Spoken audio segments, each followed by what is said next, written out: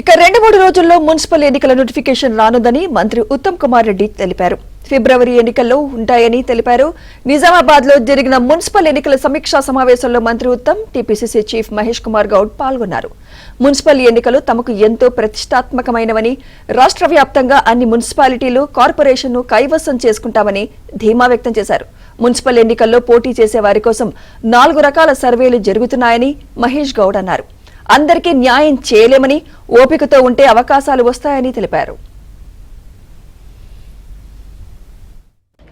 మీరు ఏ విషయంలో అయినా, మరి సంక్షేమ పథకాలైనా, అభివృద్ధిలో అయినా, రాష్ట్రానికి పెట్టుబడులు తీసుకోవాలన్నా, మరి రాష్ట్రంలో అన్ని సామాజిక వర్గాలకి మేలు చేయాలన్నా, మరి ఎస్సీ, ఎస్టీ, బీసీ, మైనారిటీ, రైతులు, రైతు కూలీలు, మహిళలు, విద్యార్థులు, నిరుద్యోగ యువత, సమాజంలో అన్ని వర్గాల జీవితాల్లో వెలుగులు నింపే ప్రయత్నంలో, ప్రక్రియలో నిరంతరం మన కాంగ్రెస్ పార్టీ, కాంగ్రెస్ ప్రభుత్వం నిమగ్నమైన విషయం కూడా మనం అందరం గుర్తుపెట్టుకోవాలి, మనం జనంలోకి తీసుకుపోవాలి. ప్రజలు కూడా మీకు మెప్పు రావాలి. సర్వేలు చేస్తా ఉన్నాం.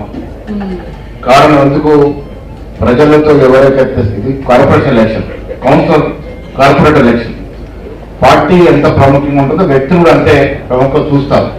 ఈ వ్యక్తి మాకు 5 ఏళ్ల పాటు ఉపయోగపడతాడా, మాకు పనులు చేయగలుగుతాడా, మాతో సఖ్యతగా ఉండగలుగుతారు, ఇవన్నీ చూసే ఎలక్షన్ ఇది, లోకల్ ఎలక్షన్ కాబట్టి వ్యక్తితో బాగా ప్రభావితం చేసే ఎన్నిక కాబట్టి దాని కారణంగా సర్వేలు చేస్తూ ఉన్నాం. 1, 2, 3 జల్లెడ పడతాం. తర్వాత పార్టీ కమిట్మెంట్, పార్టీకి వారికి అనుబంధం కూడా చూస్తాం. పాత వారికి కొంత ప్రాముఖ్యత ఉంటుంది, దాంతో పాటు కొంత శాతం కొత్త వారికి కూడా ఇవ్వడం జరుగుతుంది.